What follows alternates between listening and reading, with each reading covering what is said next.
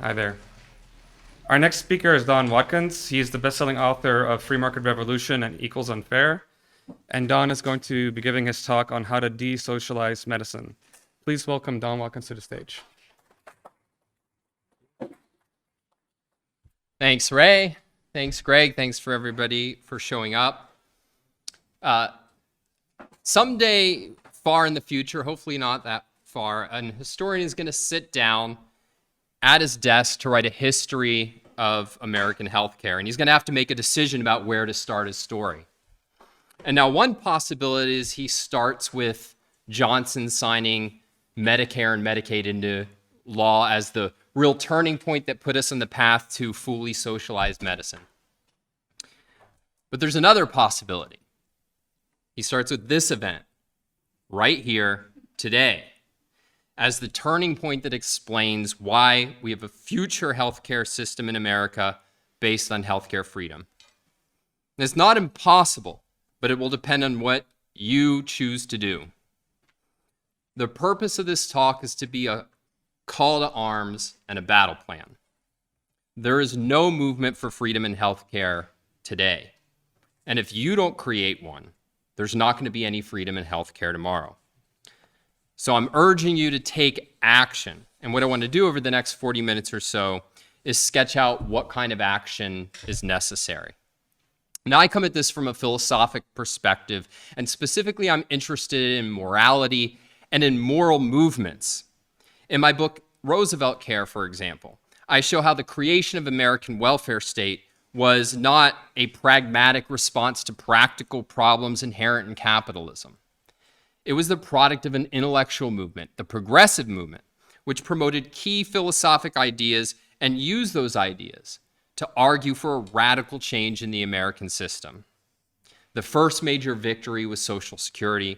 Their second major victory, Medicare and Medicaid. Now, if we look at these and similar movements, what we see is that successful moral movements have three qualities. They are principled, persuasive, and practical. So that's our agenda this afternoon. I'm going to argue that a pro-freedom healthcare movement must be principled. It must be animated by an uncompromising philosophic framework with a positive moral goal. I'm going to argue that a pro-freedom American healthcare movement must be persuasive. It must know how to win the minds of people who are persuadable, but who share many of the ideas leading to socialized medicine. And I'm going to argue that a pro-freedom healthcare movement must be practical. It must strategically work to spread the right ideas and the right solutions to the right people in the right way. So let's get started. Principle. The lesson here is that socialized medicine's growth is driven by philosophical ideas and can only be opposed with philosophical ideas. Philosophic frameworks shape thought and action, and they determine the goals that people embrace and how they interpret and respond to the challenges they face. I mentioned the creation of the American welfare state. Now, it's often said that the welfare state was a response to the conditions of industrialization and the Great Depression, but that is wrong. It was the product of how industrialization and the Great Depression were explained and evaluated given the philosophic ideas that were alive in the culture. There was a dominant philosophical framework that interpreted these challenges as failures of capitalism and proposed solutions based on government coercion. Had the culture's philosophical framework been different, our response would have been different. One of the lessons that should have come through in today's talks and panels is that the same thing can be said about the rise of socialized medicine in America. So what is the framework, the philosophic framework driving socialized medicine? I would name one moral goal and four key assumptions. Start with the goal. Every healthcare decision is made in light of a moral goal or standard of value. The moral goal that explains the rise of socialized medicine is healthcare equality. This goal says that everyone is entitled to the best healthcare regardless of their choices and their ability to pay. For example, we hear a story about a new drug so expensive that only the rich can afford it. Well, that's immoral because it denies most of us access to the best medicine available. Or are you opposed forcing insurance companies to cover people with pre-existing conditions? That's immoral because that means that someone with diabetes won't receive the same coverage as a healthy 22-year-old. Now, every moral goal rests on certain assumptions that make the goal plausible, that make opposing the goal seem immoral, that push us in the direction of policies advocated by the goal's champions. What are the assumptions that underlie healthcare equality? Here are 4 important ones. Assumption 1, patients are helpless to make good healthcare decisions. And they can be helpless for any number of reasons. Maybe they lack sufficient knowledge. We can't do without the FDA, for example, because I, as a patient, am not in the position to judge whether a drug is safe or effective. Or maybe they lack time. Free market only works if I can choose among competitors, but how am I supposed to choose among competitors when I'm having a heart attack? Or maybe they lack money. Little good my freedom to choose does me if I'm too poor to choose anything. Assumption 2, a good doctor is a selfless doctor. The idea here is that a doctor's own interests, financial and otherwise, conflict with the interests of the patient. During the push for Obamacare, you might remember, Obama told us that doctors were performing unnecessary surgeries on patients in order to line their own pockets. Good doctors, by contrast, are selfless servants who place the welfare of their patients above their own. A doctor who complains that a policy will hurt his financial well-being is, by that very fact, a bad doctor. Similarly, a profitable drug company is morally suspect because it's profiting off of sick people. The more we remove the profit motive from healthcare, according to this assumption, the better healthcare we'll have. Assumption 3, medical progress is inevitable. Now, this assumption is rarely made explicit, but you see it in the fact that we seldom discuss the conditions that medical progress requires, and we very rarely discuss how particular policies will impact medical progress. Medical progress, just take that for granted, and our focus is only on how the progress is to be distributed. Assumption 4, the American system is or recently was a free market. Here in pattern is how every expansion of government coercion is argued for. America is a free market economy. It has problems. Therefore, government intervention is the solution. In the debate over Obamacare, for example, we heard that the free market had made health insurance unaffordable or completely unavailable for those with pre-existing conditions, and we could either settle for the disastrous status quo or support Obama's policies, the failed free market or real solutions. Now, this, of course, was said at a time when we had Medicare, Medicaid, EMTLA, S-CHIP, the FDA, Certificate of Need laws, so many tax incentives, licensing laws, and insurance regulations that, Amish couldn't even get through them, and I certainly am not going to be able to. So what did a free market mean in this context? It meant not 100% socialized.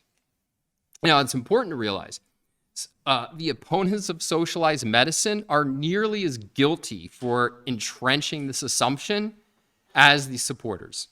They'll point to waiting lines in Britain and Canada and say, thanks to America's free market system, we get the care that we need. Or they'll point to medical innovation and say, it's all thanks to America's free market system.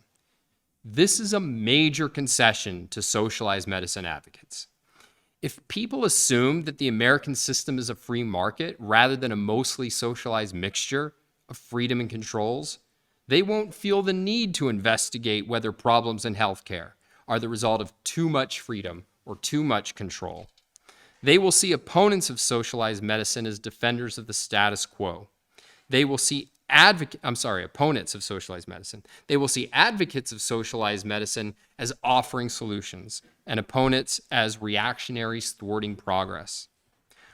What policy implications follow from healthcare equality and these 4 assumptions? Socialized medicine as a moral ideal. Anything that moves us toward socialized medicine is good. Anything that moves us away from it is evil. What's the conventional response to this framework? Typically, opponents of socialized medicine don't charge the healthcare equality framework.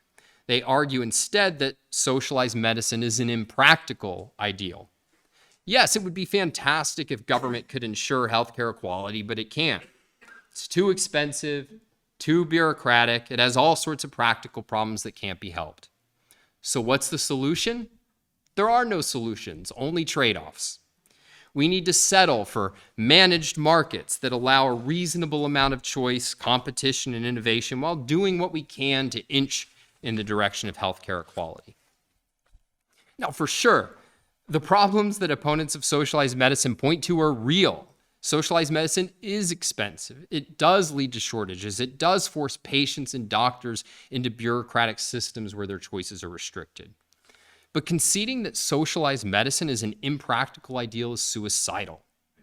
It grants advocates of socialized medicine the moral high ground, and he who owns the moral high ground wins the war, even if they lose a particular battle.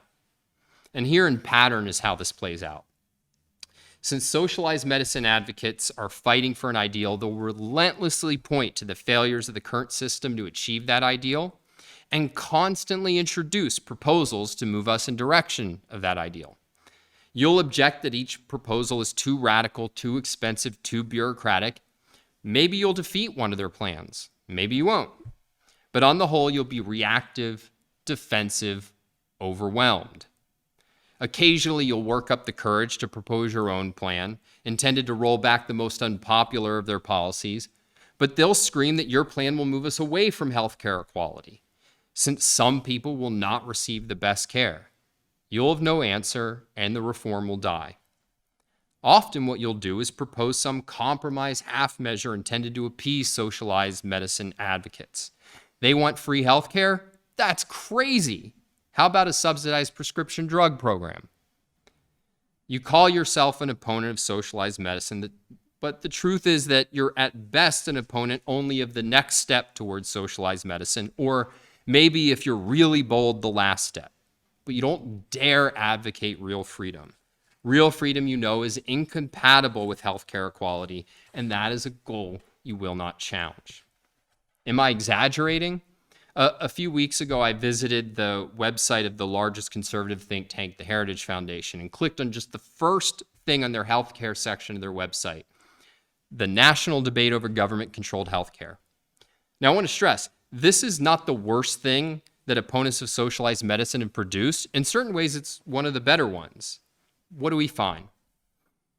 Well, we're told there are two visions of healthcare in America. Here's the vision, according to them, of socialized medicine advocates. Quote, the proponents of Medicare for all or single-payer healthcare program claim that they want to provide all Americans without distinction with healthcare as a legal right. They promise that their program of national health insurance will provide superior care to all Americans economically and efficiently, and that care will be affordable. Advocates promise free health care for all at the point of medical service, high-quality health care for everyone, universal coverage, comprehensive benefits, covering everything from tonsillectomies to toupees, no deductibles, no copays, no premiums, no messy managed care networks, no high administrative costs, and finally, really serious no-nonsense cost control, unquote. But this, we're told, is unrealistic. It will be too expensive and bureaucratic. So what is Heritage's inspiring, principled alternative vision of healthcare? It's, quote, that of a healthcare system empowered by choice and competition. My colleagues at the Heritage Foundation, along with 90 representatives and analysts of different policy organizations, have developed the Healthcare Choices proposal as a down payment on such a system.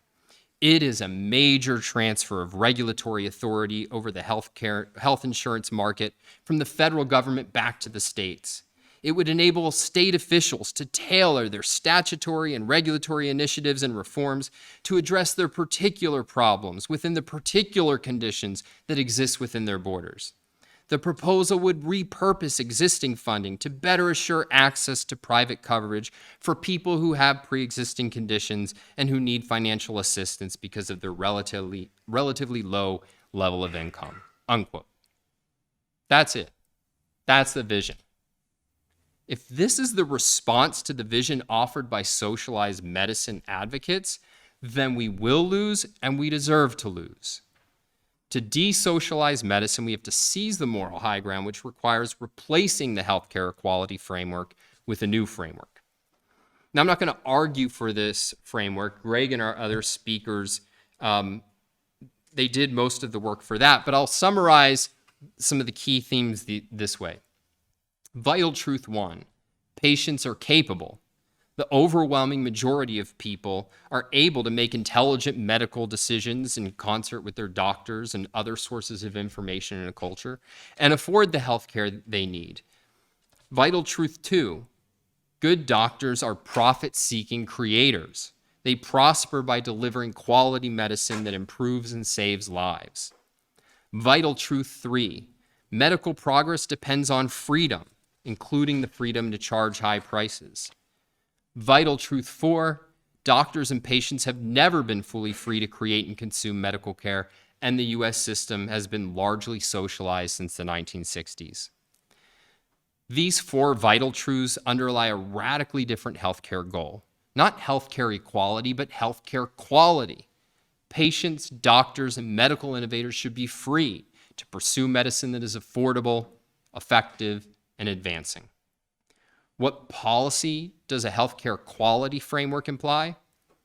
It implies that the moral ideal is not socialized medicine, but medical freedom, a totally free market in medicine, completely liberated from government coercion, no restrictions, no intrusions, no handouts, no controls. Medical freedom means that you get to pursue the best medicine has to offer, and medical providers are free to keep raising the bar so that the best gets better.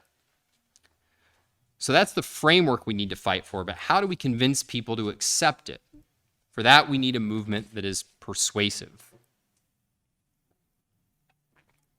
What I've described is the principled framework desocializing medicine requires. But we also need to translate that framework into persuasive messaging. Many of you are fans of Alex Epstein's work in energy. Alex, for those of you who don't know, is author of Moral Case for Fossil Fuels and Fossil Future. He's been enormously effective at influencing how fossil fuel companies defend their industry, how policymakers advocate for energy freedom, and how hundreds of thousands of people think about energy issues. For many years, I worked with Alex to promote energy freedom. And the key to our approach was developing a new framework for thinking about energy issues and then translating that framework into persuasive messaging. We called this master messaging, and you can see what it looks like if you go to energytalkingpoints.com. Master messaging is the fuel that powers a movement. It's what allows journalists, politicians, business leaders, grassroots activists, and the man in the street to understand why your position is right and to argue for it effectively. Nothing like this exists in healthcare. It's not simply that nobody has assembled the persuasive messaging for healthcare that's out there. It's the material hasn't been created. Creating it will require intellectual innovation. What we need is not a repackaging of the good work that's been done by conservatives and libertarians. We need to radically reconceive how healthcare is thought about and discussed.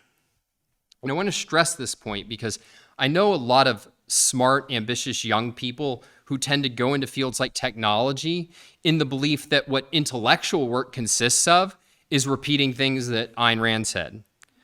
No, what Rand gave those of us who agree with her ideas was a new fundamental technology.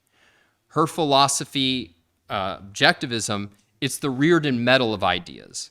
But just as Rearden metal makes possible new innovations in every field, so Rand's philosophy makes possible new innovations in fields like healthcare and energy and medicine. But these innovations require innovators. Now, why is innovation necessary here? Because existing messaging by socialized medicine opponents has been woefully insufficient, often doing more harm than good. Most messaging, as we've seen, concedes that socialized medicine is an impractical ideal. The best messaging that currently exists tries to replace healthcare equality with choice and competition as the framework for thinking about healthcare. But if you champion choice and competition without uprooting the deeper premises behind socialized medicine, you'll achieve nothing. Why not? Take choice. So long as people buy into the healthcare equality framework, they'll believe that those who lack knowledge and money aren't capable of making wise choices. Or take competition. So long as people buy into the healthcare equality framework, they'll believe that economically powerful companies don't face genuine competition. More generally, it's simply a fact that choice and competition manifestly don't lead to healthcare equality. They don't ensure that everyone gets the same level of the best healthcare. So we need to develop healthcare messaging that reflects a completely new framework. I can't give you that messaging today. Part of what I mean when I say that it requires innovation is that it takes a long time and deep expertise in the field of medicine, which I do not have. What I do want to do are give you 3 principles of effective messaging over and above the requirement that it reflects the right healthcare framework. First, your ideas have to be superior. You must make it overwhelmingly obvious that healthcare freedom is superior to socialized medicine to whatever degree and whatever form. Good messaging is guiding people in making a decision, and it does so by identifying the options that people face and evaluating them in light of a moral goal. What effective messaging does is show that your solution is wildly superior to alternatives. One mistake is to speak only about the positives of your own solution for fear of being negative. For example, one thing that Alex and I noticed was that some fossil fuel companies would be inspired by Alex's positive message about fossil fuels. And so they'd start running commercials that said something like, natural gas powers hospitals, schools, computers. So what? Your critics say that wind and solar can do it more cheaply without the pollution or CO2 emissions. The point is not that you have to be negative. The point is that you have to be superior to alternatives. If you aren't superior, you aren't good. One way this shows up in the healthcare debate is when we struggle to explain why freedom will achieve the same outcomes allegedly guaranteed by coercion. A woman shows up at a hospital bleeding but can't pay for treatment. Are we supposed to let her die? It's not enough to argue, no, she'll get charity or something like that. Freedom isn't good because it will probably achieve what coercion supposedly guarantees. Freedom is good because it allows human beings to achieve the best possible outcomes for human life, while coercion callously sentences human beings to poverty, illness, stagnation, needless suffering, and an early death. The other mistake is to speak only about the negatives of the opposition. You can point to all the flaws in the British or Canadian systems that you want, but unless you have something better to offer in its place, you've accomplished nothing. To make your conclusion overwhelmingly obvious, you have to do both. Argue for aspirational solution while tearing down the alternatives to that solution as immoral and destructive. Second principle, your ideas have to be clear, and in particular, the causality has to be clear. Opponents of socialized medicine often make one of 2 errors, sometimes both. Error 1, they argue at way too high a level of abstraction. For example, they'll say, health insurance is expensive because of government regulation. But this is experienced as an empty assertion. How does government regulation make healthcare expensive? Error 2, opponents of socialized medicine will argue at way too low a level of abstraction. What you get here is pages and pages of technical explanation that no one can understand or retain. See any white paper ever. The challenge is to make the causality clear but simple. Of course your health insurance costs more than it should. The government has made it illegal for you to buy health insurance that covers only what you want it to cover. Finally, principle 3. Your ideas have to be memorable. Messaging needs to be clear, concise, unforgettable. My favorite example of this is Steve Jobs announcing the first iPod. 1,000 songs in your pocket. That speech was more than 20 years ago for a product that's completely outdated, but I will never forget that speech, and I will never forget that line. Every crucial point in the healthcare debate needs to be formulated in a way that will stick in the mind of your audience. For example, the Heritage report that I mentioned earlier tells us that Bernie Sanders' healthcare plan will be really expensive. Quote, in his analysis of Sanders' proposal, Professor Kenneth Thorpe from Emory University, a former advisor to President Bill Clinton, estimates that the senator's plan, if fully funded, would consume about 20% of payroll. I promise that the actual cost of the single-payer system will be much larger than advertised. When Senator Sanders initially introduced this proposal, he billed the cost at $13.8 trillion over 10 years. That's all well and good. But setting aside the fact that those numbers are meaningless on their own, knowing how to make numbers meaningful is another aspect of good messaging. This is utterly forgettable. Contrast that with something like nothing is more expensive than free healthcare. That's the kind of thing that medical master messaging would provide for every essential point in the healthcare debate. So far, we've seen that desocializing medicine will require a movement that is principled and persuasive. Now I want to turn to the final point. The movement needs to be practical. Desocializing medicine will require aspirational goals, practical policies, and courageous leadership by doctors. Aspirational goals. There's an important asymmetry between moral movements and immoral movements. Immoral movements often thrive by disguising their goals and moving piecemeal towards their ideal. There's nothing wrong with moving piecemeal, but they're hiding where the pieces are adding up to. How many Obamacare advocates assured us that they did not support socialized medicine? And how many of them are now urging us precisely further in the direction of such a system? But moral movements cannot do that. A movement for freedom in healthcare has to openly, unapologetically, proudly demand full freedom. No government controls, no welfare schemes, full freedom to produce and trade. There can often be a fear that you alienate your audience by openly advocating a radical alternative.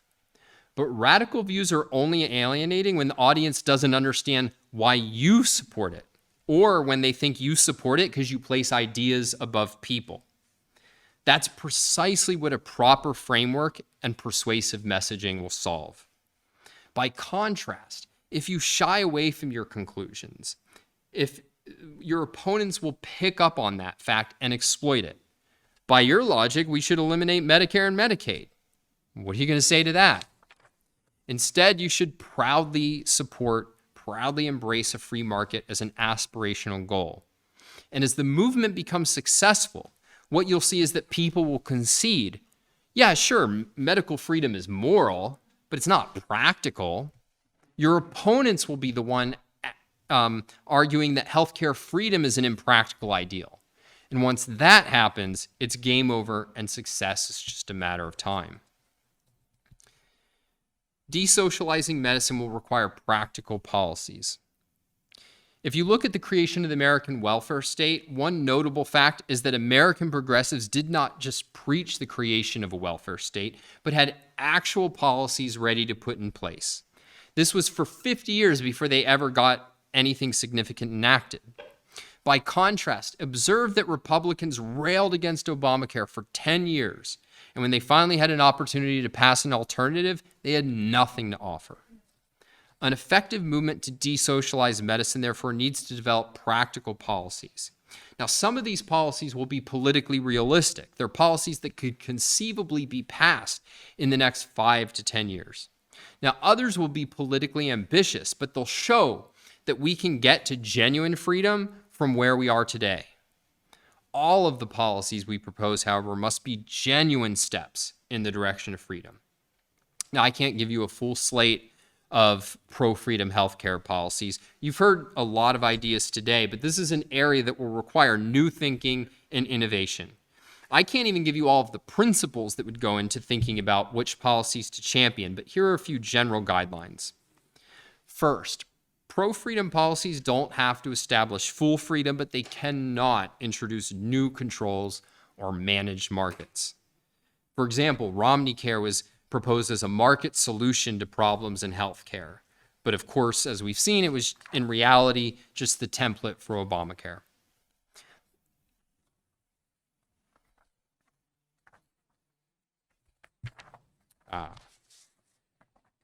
It's good to have things in order. Second, pro-freedom policies can start with low-hanging fruit, but too much focus on low-hanging fruit often reflects cowardice, a fear of championing unpopular policies that challenge the healthcare equality framework. For example, conservatives love criticizing certificate of need laws. And yes, these laws are awful and senseless and need to be repealed, but they are hardly the most destructive laws. The main reason to focus on them is that it lets you sound like you're offering solutions without having to challenge the healthcare equality framework. So by all means, go after the low-hanging fruit, but don't evade responsibility for challenging sacred cows.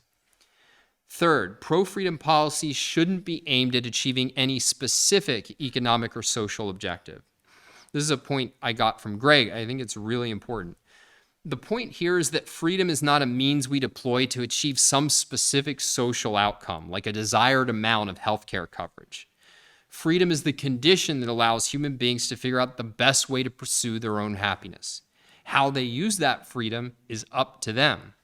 And so we can talk at a broad level about how healthcare freedom will promote healthcare equality, but we are not social engineers trying to pull the levers needed to get the right healthcare prices or the right amount of innovation. We're trying to remove coercive obstacles society has put in the way of people achieving their values. Fourth, pro-freedom policies cannot be assessed in isolation, but need to be assessed in their full context. In banking, which is another area I've worked in or written on, we stripped away certain regulations during the late 20th century that limited risk-taking by banks while leaving in place too big to fail and deposit insurance. This meant that financial players could benefit from taking on risk while being able to impose the losses on other people. And this helped contribute to the 2008 financial crisis. And the larger lesson here is that rolling back a single control is not necessarily pro-freedom. It often amounts simply to creating a new and potentially disastrous regulatory regime. In healthcare, there may be similar risks, especially in insurance. For example, was repealing Obamacare's individual mandate while leaving in place controls forcing insurance companies to cover people with pre-existing conditions a pro-freedom step? Maybe, but that is not obvious. Genuine control can involve certain package deals of repeal. Finally, pro-freedom policies must take seriously that government has usurped certain necessary functions that are not easily replaced. We heard about the FDA, and the FDA has usurped the role that private companies would have played in a free market of advising doctors and patients on which drugs are safe and effective. You cannot simply eliminate that overnight. I've talked with Greg a little bit about ideas where you could approach privatization by first eliminating controls so that government agencies function as like government provided services that you could compete with rather than as regulators. And then we take further steps to fully privatize it. And that's plausible to me, but the larger lesson I'm trying to highlight with it is that you need a process of decontrol. And a process is a process. You want it to happen as fast as possible, but as fast as possible, no faster. I've been speaking this afternoon about what a movement to desocialize medicine would stand for, but now I'd like to say a little bit about who will make up that movement and how it should function. Now, my own belief is that desocializing medicine will require courageous leadership by doctors. You could imagine a healthcare freedom movement being led by intellectuals and grassroots activists, but I don't think that's likely. Doctors, along with nurses and pharmacists, are the most trusted professionals in society. This means that they are powerful advocates for their own freedom. And it means that they are powerful opponents if they don't champion their own freedom. One of the points we've seen today is that doctors have played a pivotal role in the socialization of medicine, both through sins of omission and sins of commission. In particular, I think they conceded that they were selfless servants of society, which was the precondition for government policies that treat them as selfless servants of society. To reverse that, we need doctors with self-esteem. Doctors willing to stand up and say, I work by my own judgment for my own profit, and I'm unwilling to pretend that I can function in a system that deprives me of the freedom to function. Every successful moral movement has been a movement fighting for justice, and it's vital that the victims of injustice speak out in their own defense. In medicine, that includes patients, but it especially includes the professionals exploited day in and day out by the system. We don't need a majority of doctors on our side, but we do need a vocal minority. A vocal minority means doctors willing and able to speak out in moral terms to their peers and to the public. One of the key jobs of intellectuals here is to arm doctors with pro-freedom arguments and pro-freedom policies. That is, arguments and policies that reflect a genuinely and consistently non-medical equality framework. And the doctors, in turn, can help the pro-freedom intellectuals understand the healthcare system and the myriad and often hidden ways that coercion cripples the medical field. Patients have an important role in supporting doctors as well. Specifically, they can provide doctors with moral cover by affirming and insisting on their right to pursue profits and to practice medicine under freedom. The central activities of this movement will be education, reform, and innovation. Education means formulating and distributing messages needed to win the minds of decision makers and the public at large. Reform means formulating and pushing for better policies and working to implement them at the state and federal levels. Innovation means looking for opportunities to, look for Uber-like opportunities in medicine, and we discussed some of those today as well. Now, all of this will require money, a lot of money, but it must be money spent wisely. What does wisely mean? To answer that question would require a far longer discussion and probably debate about what an effective movement will look like. Should it be one organization or many, for-profit or non-profit? What are the best messages and the best policies? Who are the best messengers and what are the best audiences? Who can we most easily persuade and who are the most valuable audiences to persuade? These and many other questions need to be debated, but one thing that we absolutely need is a few people willing to stand up and make this their life's mission. There's a lot of talent in this room and outside this room willing and able to do their part. But most of the people are first and foremost practitioners, and rightfully so. For their efforts to add up to impact requires a tireless, strategic, well-funded, full-time organizers ready to provide the movement with leadership. Are you willing to stand up and provide that?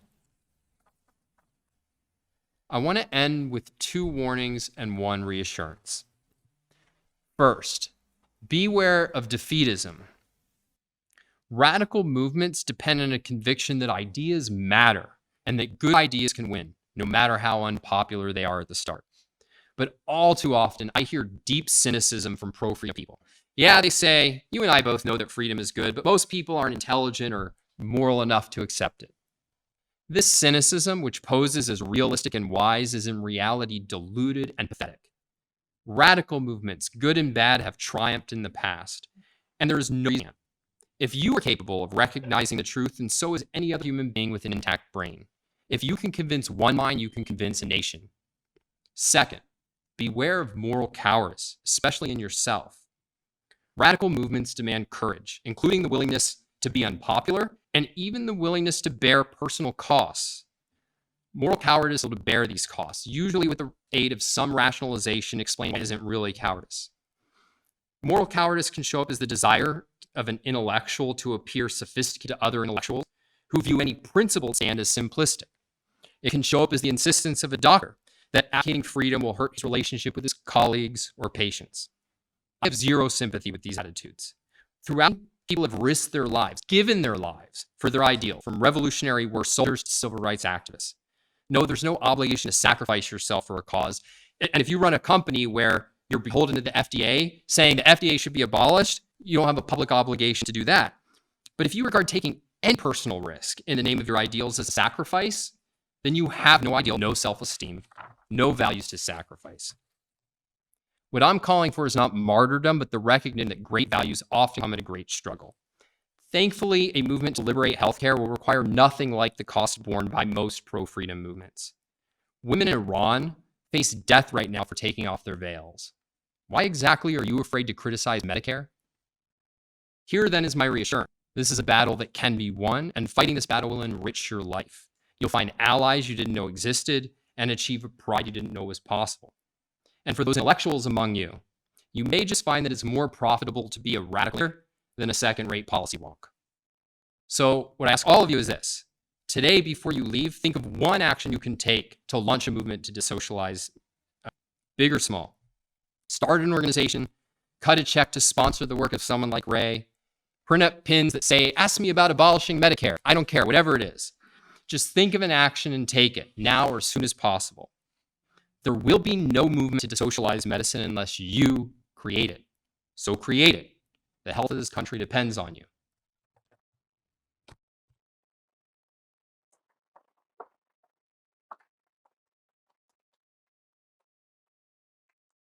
All right, we got 4 minutes and we'll do the panel. So if anybody's a question really specifically for me that they don't want to hear Greg or Amish say anything about, now's the time to do it.